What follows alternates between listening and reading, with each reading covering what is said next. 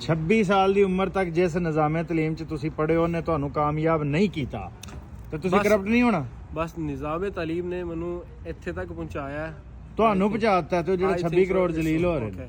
ਹੁਣ ਮੈਂ ਤੁਹਾਨੂੰ ਇੱਕ ਚੀਜ਼ ਦੱਸਣਾ, ਮੇਰੀ ਕਲਾਸ ਦੇ ਵਿੱਚ ਨਾ ਜਿਸ ਤਰ੍ਹਾਂ ਦੇ ਮੇਰੇ ਐਵਰੇਜ ਸਟੂਡੈਂਟਸ ਹਨ ਨਾ, ਉਹ ਸਾਰੇ ਦੇ ਸਾਰੇ ਯੂਕੇ ਬੈਠੇ ਨੇ। ਕਿਉਂ? ਉਹਨਾਂ ਪੈਸਾ ਧੇਲਾ ਲਾ ਕੇ ਆ ਗਏ ਨੇ। ਜਿਹੜੇ ਮੇਰੇ ਤੋਂ ਵੀ ਲਾਇਕ ਸਨ, ਅੱਛੇ ਸਟੂਡੈਂਟ ਸਨ, ਵਿਚਾਰੇ ਉੱਥੇ 15-20 ਹਜ਼ਾਰ ਸਕੂਲਾਂ 'ਚ ਪੜ੍ਹਾਉਂਦੇ ਨੇ ਤੇ ਜਲੀਲ ਹੋ ਰਹੇ ਨੇ। ਮਸਲਾ ਉਹਨਾਂ ਮੁੰਡਿਆਂ 'ਚ ਕਿ ਉਹ ਨਿਜ਼ਾਮ 'ਚ ਮਸਲਾ? ਨਿਜ਼ਾਮ 'ਚ। ਅੱਗੇ ਤੁਸੀਂ ਕਹਿ ਰਹੇ ਹੋ ਕੌਮ 'ਚ ਮਸਲਾ। ਸਰ ਆਪਣਾ ਹੱਕ ਕਿਉਂ ਨਹੀਂ ਲੈਂਦੇ ਹੈ? ਸਾਨੂੰ ਪਤਾ ਹੀ ਨਹੀਂ ਆਪਣੇ ਹੱਕ ਦਾ। ਮੇਰੀ ਇੱਕ ਗੱਲ ਸੁਣੋ, ਸਾਨੂੰ ਆਪਣੇ ਹੱਕ ਦਾ ਵਾਕਈ ਨਹੀਂ ਪਤਾ ਹੈ, ਠੀਕ ਹੈ? ਸਭ ਤੋਂ ਪਹਿਲਾ ਹੱਕ ਸਾਡੀ ਜ਼ੁਬਾਨ ਦਾ। ਕਿਸੇ ਵੀ ਕੌਮ ਦਾ ਪਹਿਲਾ ਹੱਕ ਕੀ ਹੁੰਦਾ ਕਿ ਉਹਨੂੰ ਬੋਲਣ ਦਿੱਤਾ ਜਾਏ, ਉਹ ਹੀ ਨਹੀਂ ਦਿੱਤਾ ਜਾ ਰਿਹਾ। ਮੈਂ ਤੁਹਾਨੂੰ ਦੱਸ ਤੇ ਮਸਲਾ ਤੇ ਉਹ ਹਕੂਮਤੀ ਨਿਜ਼ਾਮ ਦਾ ਨਾ ਜਿਹੜਾ ਅੰਗਰੇਜ਼ ਦੌਰ ਤੋਂ ਹਾਲੇ ਤੱਕ ਬਦਲਿਆ ਹੀ ਨਹੀਂ।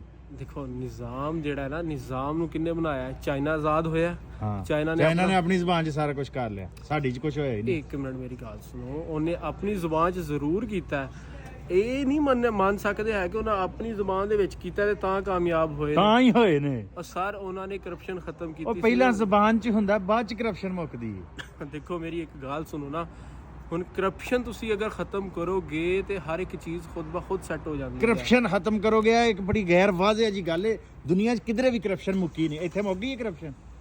ਇੱਥੇ ਸਾਡੇ ਲੋਕੀ ਦੇਸੀ ਲੋਕੀ ਕਰਪਸ਼ਨ ਕਰਦੇ ਨੇ। ਅੱਛਾ, ਜੋ ਜਿਹੜੇ ਗੋਰੇ ਨੇ ਅੰਨੇ ਨੇ, ਉਹ ਸਾਨੂੰ ਨਹੀਂ ਫੜਦੇ। ਦੇਖੋ ਉਹਨਾਂ ਨੂੰ ਹਰ ਸ਼ੈ ਦਾ ਪਤਾ ਹੈ। ਉਹਨਾਂ ਨੂੰ ਨਹੀਂ ਪਤਾ ਕਿ ਦੇਸੀ ਕਰਪਸ਼ਨ ਕਰ, ਤੈਨੂੰ ਪਤਾ ਹੈ, ਉਹਨਾਂ ਨੂੰ ਨਹੀਂ ਪਤਾ। ਸਾਰਿਆਂ ਨੂੰ ਪਤਾ ਹੈ। ਉਹ ਭਾਜੀ ਵਿੱਚ ਸ਼ਾਮਲ, ਅਸੀਂ ਮੁਫਤ ਦੇ ਗੁਲਾਮ ਆ। ਮੈਂ ਤੁਹਾਨੂੰ ਦੱਸ ਰਿਹਾ ਨਾ, ਹੁਣ ਦੇਖੋ ਤੁਸੀਂ ਆਏ ਹੋ, ਕੀ ਜੌਬ ਕਰਦੇ ਸੋ ਉੱਥੇ? ਮੈਂ ਇੰਸਪੈਕਟਰ ਸਾਂ। ਇੰਸਪੈਕਟਰ ਛੱਡ ਕੇ ਤੁਸੀਂ ਇੱਥੇ ਆਏ ਹੋ ਨਾ, ਈਵਨ ਕਿ ਤੁਹਾਡੇ ਕੋਲ ਇੱਕ ਪਾਵਰ ਸੀ।